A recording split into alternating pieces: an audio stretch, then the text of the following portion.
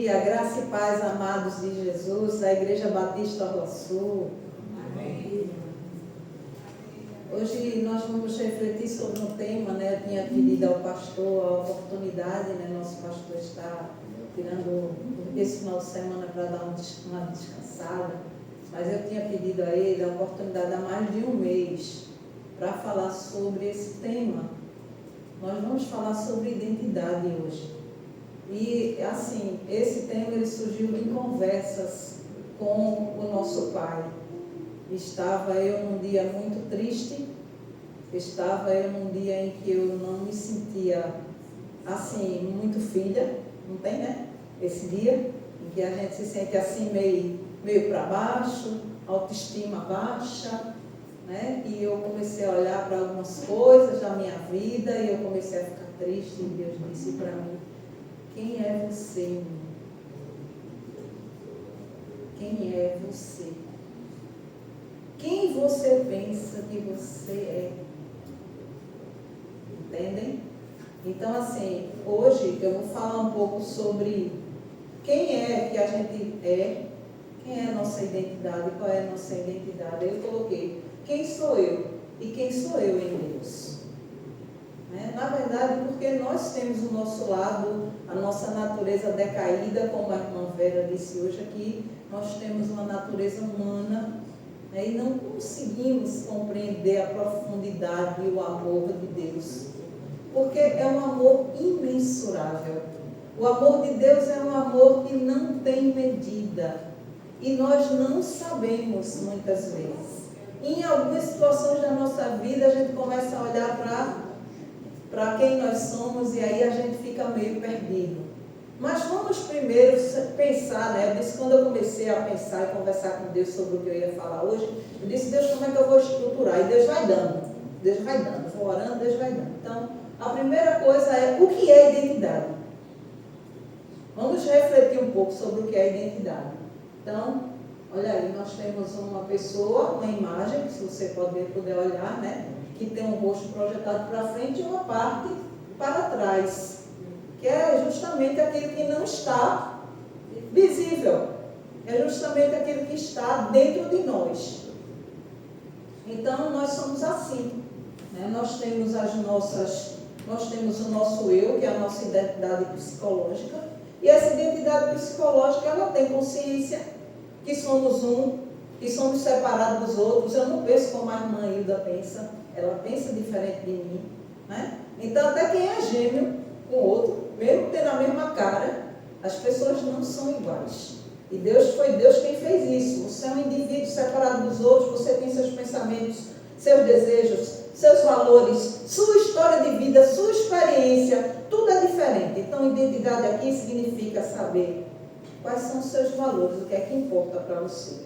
E quais são suas vontades, seus gostos, né? Porque nós temos isso, né? Deus sabe até do que a gente gosta, né?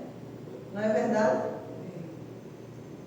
E nós também precisamos manter uma coerência sobre quem nós somos, porque o ambiente em que nós estamos inseridos não pode nos modificar, não é verdade?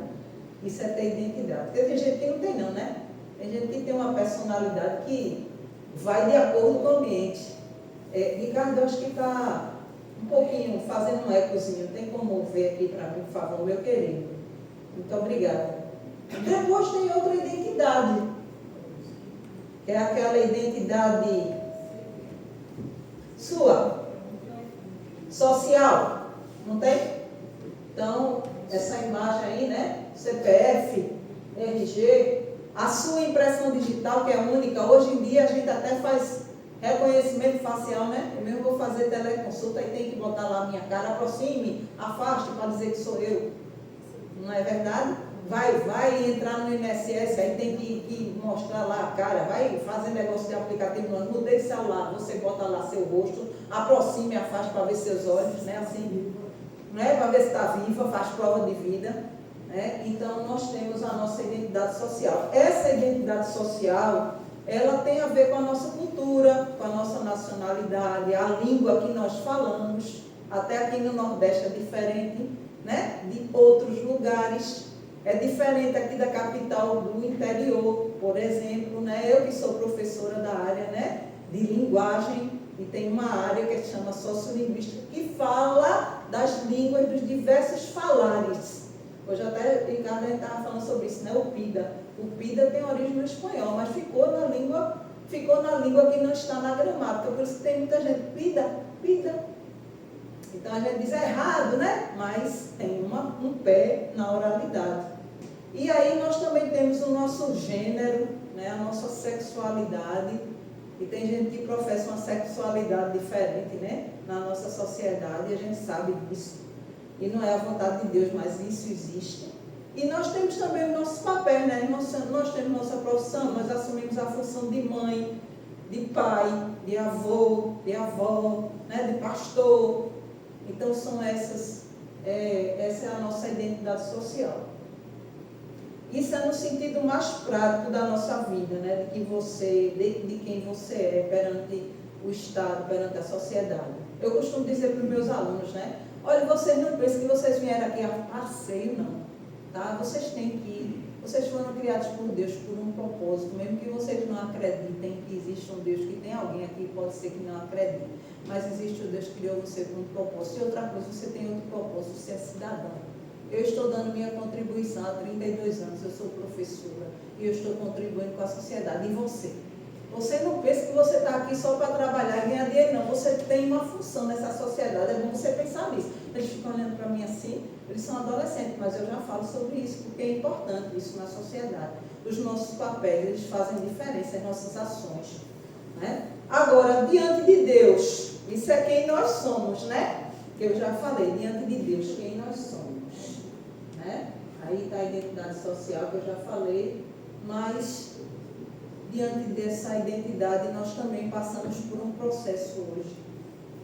Observe esta imagem, cercada de coisas, né, que estão na sociedade, internet, que tentam reconfigurar o tempo todo a nossa identidade, que tentam mudar os papéis, inclusive o papel da família. E a gente sabe muito bem quem é que está por trás de quem tenta reconfigurar a nossa identidade. O tempo todo, inclusive nos fazendo acreditar ou até aceitar algumas coisas que para Deus não deveriam ser aceitas, que para Deus não seriam aceitáveis. Por isso que é muito importante, quando a irmã Vera falou aqui, hoje, sobre a leitura da palavra. Porque a leitura da palavra reafirma quem nós somos.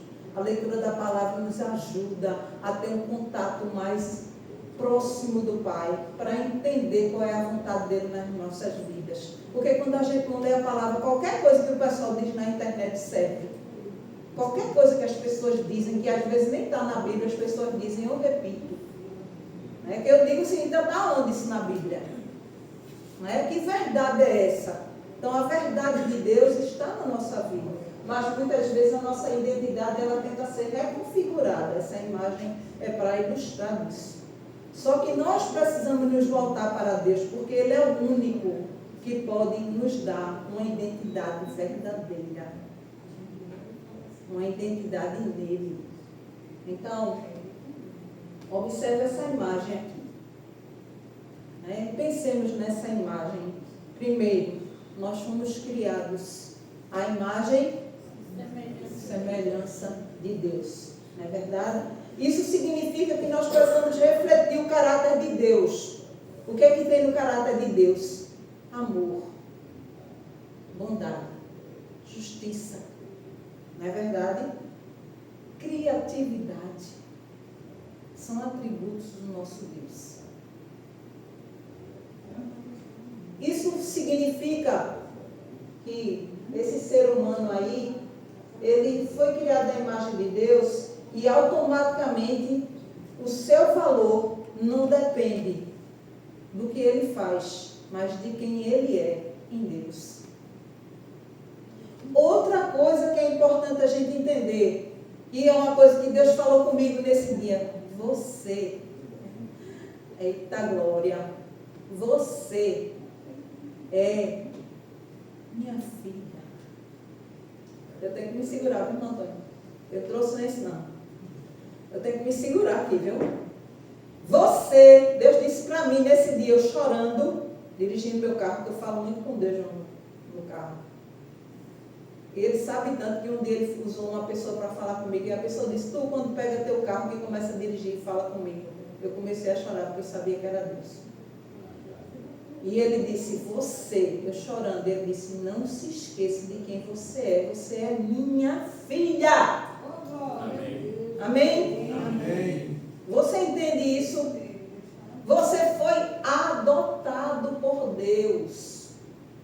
Você é filho. Através da fé, você deixa de ser criatura e passa a ser filho de Deus. Amém? Como é a relação de um pai com filho? Uma relação boa, uma relação de amor, não é verdade? De cuidado, de carinho. Eliane, Deus está cuidando de você.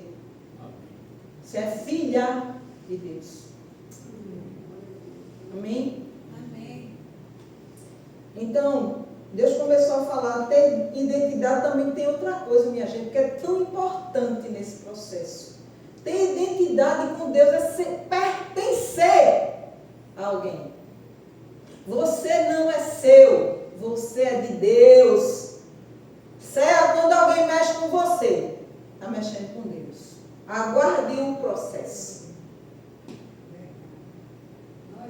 Aguarde o processo. Você não é cão sem dono. Você tem dono. Deus ama você. Você recebeu uma herança incorruptível. Amém? Amém? Incorruptível. Que não pode ser corroída por nada. A sua herança está no céu. Amém. E você tem um Deus que te escolheu antes de você nascer. Amém? Por isso que é tão importante, não dá, como o pastor Moisés diz, não dá para brincar de ser crente. É sério. É pertencimento, é segurança. Que é segurança? Sou de Jesus. Não é assim que a gente canta? É preciso também saber que você não veio a passeio. O seu propósito, né? Uma vocação, você foi chamado para servir a Deus. Por isso que você canta hoje que você é feliz no serviço do seu rei. Você empregou sua vida. Deus está desenhando. Em vez de tentar viver, tentando criar do zero alguma coisa, você precisa saber o que é que Deus quer para alinhar a sua vontade, a dele. E também descobrir o que é que Ele colocou em você para os outros, porque aquilo que Ele colocou quando te deu o dom da música não é para você, é para os outros. Então, quando você pensar, e aí eu comecei a ver, né, quando eu comecei a pensar em algumas coisas, aí eu comecei a pensar um pouco na ótica humana, né, de onde eu vinha, o que é que eu tinha, né, pensava um pouco também na questão da aparência, na questão da aceitação. A gente vai ficando velho, vai ficando meio esquecido. Então, quando a gente pensa no mundo, a gente pensa nessas coisas e isso entristece a gente. E aí isso muda em algumas situações, quando a gente perde algumas coisas no mundo, né?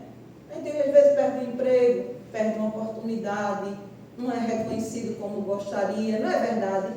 Então essa nossa fragilidade, quando tem uma perda de uma pessoa da família, então a gente fica fragilizado, porque isso de alguma maneira, quando a gente envelhece também, isso nos deixa desestabilizados.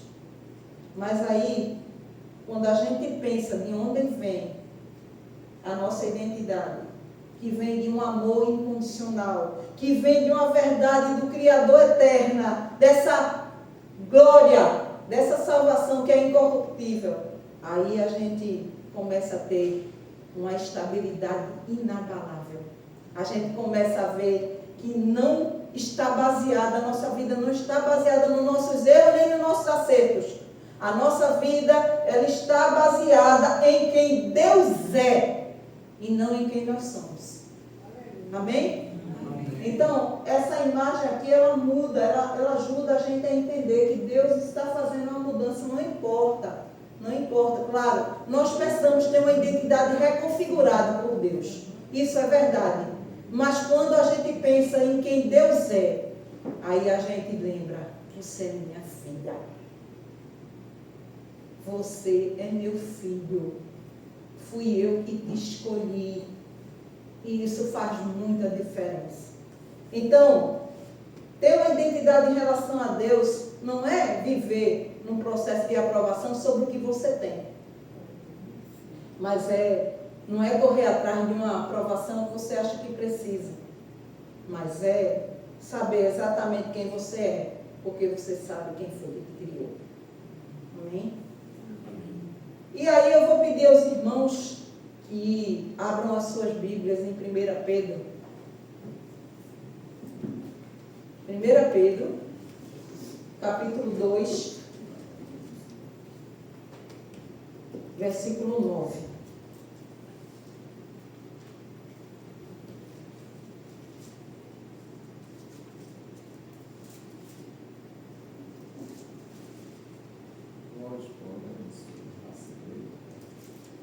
Primeira Pedro, capítulo 2, versículo 9. A minha tradução na Bíblia Viva diz assim: mas vocês não são assim, pois foram escolhidos pelo próprio Deus. Vocês são sacerdotes do Rei. Em algumas traduções diz sacerdócio real. São santos e puros, nação santa, um povo que pertence ao próprio Deus. Tudo isso para que vocês possam anunciar como Deus os chamou, da escuridão para a sua maravilhosa luz. Amém? Amém? Vocês estão entendendo agora quem nós somos? E Deus, quando Ele falou comigo, Ele me chamou a atenção para este versículo, porque já preguei, já fiz estudo sobre ele, e a palavra de Deus veio ao meu coração. E Ele disse: você é assim. Eu chamei você. Você, veja o que nós somos, meus irmãos. Aí a implicação disso. Primeiro, vamos pensar, por que é que isso, Pedro pega esses títulos? Tem uma passagem em Êxodo 19, de 5 a 6, que fala disso. E Pedro, ele pega esses valores e aplica à igreja, judeus e gentios unidos em Cristo. Então, para entender, porque nossa identidade não vem de uma árvore genealógica ou nacionalidade, mas vem da nossa união com Jesus. Nós somos adotados. Amém? Então, por isso que Pedro estava falando aí, estava falando aos judeus e aos gentios, tudo isso, para que nós possamos entender quem nós somos. Aí vamos agora reconfigurar então nossa identidade, quem nós somos em Deus. Porque eu falei de quem nós somos em nós. Como nós somos, a nossa identidade, como fomos criados, como somos a identidade socialmente, no meio de um corpo. Mas agora vamos ver como é a nossa identidade em Jesus. Então, Pedro fala, aí nesse trecho tem assim, as 4 marcas da identidade cristã. A primeira delas, nós somos geração eleita. Olha só, presta atenção, geração eleita. No grego, a palavra é gêneros, que significa origem, raça, descendência. Então, o significado prático disso é que nós herdamos de Cristo essa parte espiritual. Não somos apenas algo que foi escolhido, mas fomos escolhidos antes da fundação do mundo. Nós somos uma geração escolhida. Amém? Amém? Primeira coisa da nossa identidade. Quando a gente começar a se aperrear, a gente tem que lembrar disso. E o que é que isso tenta fazer? Muitas vezes a gente, no mundo, a gente às vezes é definido pelo nosso histórico familiar, erros do passado, mas a nossa geração, a nossa raça, ela é celestial. Amém? Amém? Lá não tem dinheiro não. Ok? Lá não tem posição. Lá não tem títulos. Amém? Amém? Lá não tem. O que tem é um povo escolhido de Deus. E o que é interessante é que na Bíblia tem várias passagens em que as pessoas se colocam como se fossem superiores às outras. E nós não somos. Nós somos o povo escolhido de Deus. Não há diferença entre nós. Nós precisamos nos lembrar disso. Segunda coisa da nossa identidade, nós somos sacerdócio real. No Antigo Testamento, você não podia ser rei e sacerdote ao mesmo tempo. E o sacerdote, ele tinha uma missão, né? O sacerdote, só ele que podia entrar na presença do Santo dos Santos. Às vezes era até puxado, né? Se ele entrasse lá, a glória de Deus, ele tinha que ser puxado. Então, ele era o único que era o escolhido para fazer tudo para Deus. Mas acontece que quando Jesus morreu na cruz, o véu foi rasgado. E por ser rasgado, nós agora podemos entrar. Amém? Amém. Nós podemos entrar. Então, só Jesus é que veio da tribo de Judá. E ele, além de ser rei, ele também é sacerdote. Ele é rei e sacerdote, Jesus. E é por estarmos nele que nós podemos nos achegar ao Pai. A gente não consegue falar com o prefeito aqui, né? Com o vereador. Tem que marcar a hora, né? Mas com Deus não precisa. E nós podemos servir a Ele. Então nós temos, o que é que um sacerdote faz? Deus não precisa mais. Você pertence a essa família. Então você tem autoridade espiritual, que vem de Deus. Não é seu, é de Deus. Só que tem uma coisa. A autoridade não se consegue sem presença. E presença significa estar com Deus. E presença significa intimidade com Ele. Então, nós temos a missão. Então, se você, meu irmão, minha irmã, por exemplo, está na igreja, vem e senta, fica sentado esperando, você está precisando refletir sobre sua atitude de sacerdote e sacerdotisa. Você não pode ficar só esperando no mundo, você precisa fazer a diferença. Não precisa ser só aqui no culto, não. Tem que ser na sua vida prática. Tem que ser uma vida de diferença, de prioridade do reino. Porque você pertence à família do reino do universo. E você isso tem a ver com autoridade espiritual. E tem a ver com dignidade. Que nenhuma crise terrena, nenhuma humilhação, nenhuma perseguição pode tirar isso de você. Amém? Você também, terceira parte da identidade, já estou acabando. Nação santa.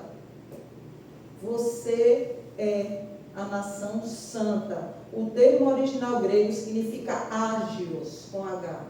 Santo significa literalmente separado para uso exclusivo de Deus ou diferente. Você foi separado. Isso significa que você não pode estar em qualquer lugar. Você é consagrado para Deus. Nem em qualquer lugar, nem com qualquer conversa, nem com qualquer palavra na boca, porque você é separado, uma nação. No significado prático disso aqui, uma nação, ela tem suas próprias leis, cultura e costumes. Então, como cidadão dos céus, essa cultura aqui, ó, que é modalizada aqui, ó, por isso aqui, tá? Ela não pode nos moldar. Nós precisamos reconfigurar a nossa identidade. Isso aqui não pode nos moldar. Nós precisamos ser reconfigurados pelo Pai. E eu vou dar alguns exemplos bíblicos mais adiante sobre como alguém muda quando Deus entra na vida. A nossa vida precisa ser impactada, porque nós somos uma nação santa e precisamos não mais nos reger pelo sistema deste mundo.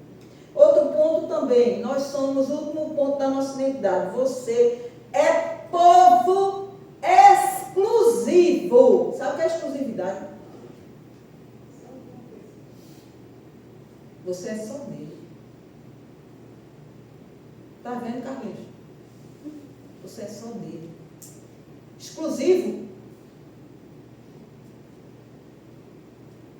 No grego, essa expressão remete a algo valioso que alguém comprou e guarda com extremo cuidado. Você foi comprado a um preço alto. Alto. Jesus comprou você. E você, por isso, você é propriedade dele. Ele guarda com cuidado, com carinho a sua vida. E isso tem a ver que você, para você começar a entender que Deus começou a falar comigo, o seu valor não está na sutilidade. Não se preocupe porque você está ficando velha. Essa era a minha querela com Deus.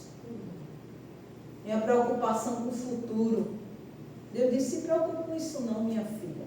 Se preocupe só em me servir, em me adorar. Você é minha.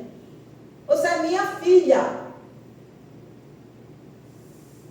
Se preocupe apenas em saber que o seu valor não está na sua utilidade, na sua produtividade.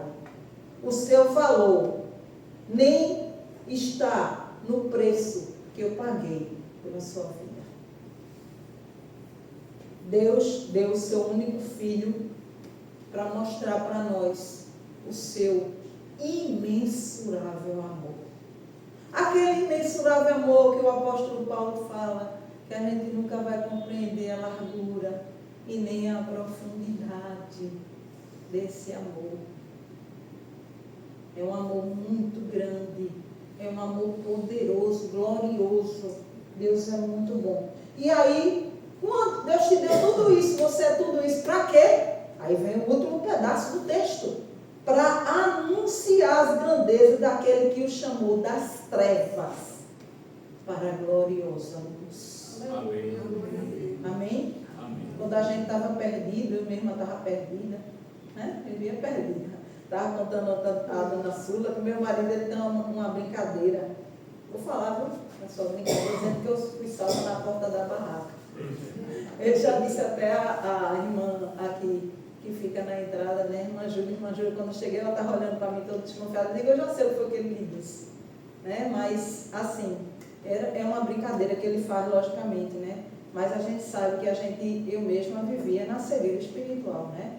Eu tinha uma vontade muito grande de conhecer a Deus, mas eu era católica e aí eu não conhecia a Deus em profundidade. E depois de um tempo saí até da igreja, né? E fiquei assim, bebendo, fumando, essas coisas que a gente faz no mundo, né? Mas aí a gente precisa se lembrar que quando a gente sai das trevas e vem para a gloriosa luz, nós temos um chamado e um propósito. E aí a gente precisa deixar cegueira, culpa, falta de identidade, medo da morte e entrar na maravilhosa luz, que é clareza, que é perdão, que é filiação, que é vida eterna. É sair de onde a gente está e experimentar. Então, quem consegue experimentar isso? Aí, irmão Antônio, vamos segurar. Quem consegue experimentar isso? Não é mais o mesmo. Não é. As coisas velhas já passaram. Exatamente, porque Deus faz nova todas as coisas. Você não consegue mais ser o mesmo, nem que você queira, a não ser que a sua decisão de servir a esse Deus e deixar essas trevas não foi uma decisão. Foi uma influência, alguma coisa, porque eu gosto, porque lá na igreja é bom. Não. Não é uma emoção. É uma decisão, é uma mudança de vida, é uma reconfiguração da identidade. Você não é mais o mesmo. Você não consegue ser mais o mesmo. Mesmo que em alguns momentos, naquele dia que você acordou meio triste, você ficou meio culpado, meio chateado com alguma coisa. Mas aí Deus, através do seu Santo Espírito, que habita em nós, glória, aleluia, glória, o Santo Espírito de Deus nos fala e nos diz quem nós somos. Ele nos diz porque nos tirou de lá de onde nós estávamos e a mudança que Ele fez em cada um de nós. Então, quando o mundo tentar definir quem você é, se lembre, você é rejeitado e não se encaixa quando você pensar como eu pensei. Pense que você é escolhido. Quando você pensar que você não tem acesso, que você não tem valor, talvez porque você não tenha dinheiro, você não tenha posição, sei lá o que seja, se lembre, você é escolhido. Quando você pensar que você deve ser igual a todo mundo para ser aceito, você é nação santa, povo exclusivo de Deus. E quando você pensar que você está sozinho, é desamparado lá à noite, na sua casa, no seu travesseiro, às vezes chorando, se sentindo sozinho, sofrendo por dor, por doença, por alguma coisa que aconteceu. Se lembre, você é propriedade exclusiva de Deus. Amém. Amém? Amém. Você é alguém que Deus escolheu. E quando eu falo de reconfiguração, eu quero dar um exemplo que se encontra em Lucas, eu já estou terminando. Em Lucas, no capítulo 13, do versículo 10 a 13, tem a mulher encurvada. Essa passagem também, ela fala, Jesus tem alguns encontros com as pessoas, né? Estava pensando, eu estou gravando alguns vídeos, refletindo sobre a palavra de Deus, e eu estava pensando, né? Deus começou a me dar umas ideias sobre encontros. O encontro que ele teve com a mulher samaritana mudou a vida daquela mulher. Aquela mulher passou de ser uma mulher escondida, que vinha pegar água de meio-dia porque tinha uma vida pessoal meio desarrumada. Socialmente não era aceita. Lucas 13, de 10 a 13. E essa mulher do encontro, a mulher samaritana que está em João 4, ela passou de mulher que vivia se escondendo a mulher que saiu pregando e falando do Evangelho e se sentindo diferente. Venham ver que eu conheci o Messias, ele falou tudo que eu tenho vivido. E muita gente naquele dia se converteu. Aquela mulher se sentiu escolhida, deixou de ser alguém que estava desvalorizado socialmente. E essa mulher encurvada, Lucas 13, versículo 10 a 13, essa mulher ela tinha uma questão, né? Vocês sabem, eu não sei se já falaram para vocês, e até hoje na nossa sociedade existe um estigma, né? Para quem não é normal, né? A gente até olha diferente, né? Então a mulher era encurvada. E era encurvada, sabe quanto tempo? 18 anos. E essa mulher, ela vivia pelo templo, só que ela não era aceita, então ela vivia pelas redondezas, cercanias do templo. E aí Jesus olha para ela e tem um encontro, diz o texto, e ensinava no sábado. Obrigada, minha irmã, Deus te abençoe. Essa irmã é uma bênção. E ensinava no sábado numa das sinagogas. E eis que estava ali uma mulher que tinha um espírito de enfermidade, já havia 18 anos. E andava curvada. E não podia de modo algum endireitar-se. E vendo a Jesus, Jesus a viu. Ela não viu a Jesus, Jesus a viu, ok? Diferente. Chamou-a a si. E disse-lhe, mulher, estás livre da tua enfermidade. E pôs as mãos sobre ela e logo se endireitou e glorificava a Deus. Eu vejo esse texto da mulher encurvada. Veja, Jesus olhou para ela e ele percebeu que nela havia um espírito de enfermidade. Não era algo só físico. Havia algo mais, havia algo espiritual, havia algo dentro daquela mulher, certamente alguma dificuldade, alguma dor, alguma culpa, alguma necessidade que ela não conseguiu resolver e ela começou a encurvar. Que é bem comum, tem gente que você olha, está sadio, andando firme, mas por dentro está encurvado. Encurvado com a culpa, encurvado, chateado porque perdeu alguma coisa na vida, porque não está na mesma situação, porque a vida não é exatamente como ele queria, e vive encurvado. E a palavra diz que ela logo se endireitou e depois disso ela glorificava a Deus. Amém. Ela certamente diz: olha, eu era encurvada e encontrei com Jesus e Ele me salvou, eu não sou mais encurvada, a minha vida mudou, eu agora estou diferente, olha, eu não estou mais encurvada, eu não sou mais fisicamente encurvada, eu agora sou diferente. Amém. E isso faz muita diferença, meus irmãos. Eu estou falando dessa manhã, não sei porque Deus está dizendo para eu falar, mas eu quero dizer uma coisa. Alguma coisa no meu coração estava querendo me encurvar.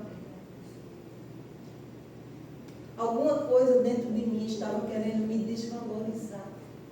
Porque eu não estava ouvindo as palavras de Deus. Eu não estava ouvindo os pensamentos de Deus. Eu estava ouvindo meus pensamentos ou outros pensamentos que a gente sabe muito bem quem é que coloca na cabeça da gente em alguns momentos, né? Em algumas situações são criadas para a gente começar a olhar para a situação esquecendo, tirando os olhos que estão fitos, devem estar fitos em quem? Em Jesus. Aí você tira os olhos e olha para o problema, olha para a dificuldade, olha para a falta, olha para a dúvida, olha para tudo e esquece de olhar para aquele de onde vem o poder. Olhar para aquele que cuida de nós. Olhar para aquele que está dizendo: olha, você é meu sacerdote, você é meu povo escolhido, nação santa, separado. Você é separado para me adorar, para falar do meu amor, para mostrar o que foi que eu fiz na sua vida, como fez na mulher encurvada. Você, como eu, somos separados para falar desse amor. E o último exemplo que eu vou dar, não vou nem ler, eu vou falar de Zaqueu. Primeira coisa sobre Zaqueu. Todo mundo conhece essa passagem, né? Tem até uma música, né? Não é verdade? E Jesus, Zaqueu sobe numa árvore para ver Jesus. Porque Zaqueu, o texto diz que ele era pequeno. Zaqueu já tinha uma dificuldade física, né? Era baixinho, acho que tinha 1,40 m, 1,50 m por aí. E não dava para ver Jesus, ele subiu numa árvore. E aí Jesus viu que ele queria vê-lo. Esse Deus é grande, é poderoso. E aí ele diz: Zaqueu, passa na árvore. Desce. Vou para a tua casa hoje. E o texto diz que Zaqueu recebeu Jesus com alegria. E aí começou a conversar com Jesus. E o texto diz que Zaqueu houve uma reconfiguração na identidade de Zaqueu naquele encontro, naquele jantar. As pessoas falavam mal porque Jesus tinha ido para a casa de Zaqueu. Zaqueu era um cobrador do imposto. E o pessoal tinha maior raiva porque servia a Roma. E o imposto pegava o povo judeu e subjugava no dinheiro. E Zaqueu diz o texto que Zaqueu se arrepende e diz a ele que vai dar aquilo que ele tem aos pobres. E se ele tirou de alguém, ele vai devolver 4 vezes mais. Amém. E Jesus diz: hoje a salvação entrou nesta casa. Amém? Amém? Zaqueu teve a sua identidade reconfigurada por aquele que o chamou, não só para descer da árvore, mas para dar uma nova vida a Zaqueu. Amém? Amém? Amém. Então, a nossa identidade, Zaqueu com certeza deve ter feito isso deve ter feito uma diferença na vida das pessoas, porque todo mundo começou a ver um homem que era implacável. Ele era chefe dos publicanos, um homem que era implacável na cobrança de impostos. Mas esse homem, ele mudou. Ele queria conhecer Jesus. E ele conheceu. Porque quem encontra com Jesus, como a mulher encurvada encontrou, como Nicodemos encontrou, como Zaqueu encontrou, não é mais o mesmo. Amém? Amém? Que Deus nos abençoe e que nós sempre pensemos assim, né? Nós somos o que Deus diz quem nós somos. E nós vamos terminar agora. Vamos cantar uma música que tem tudo a ver com o que a gente acabou de pregar.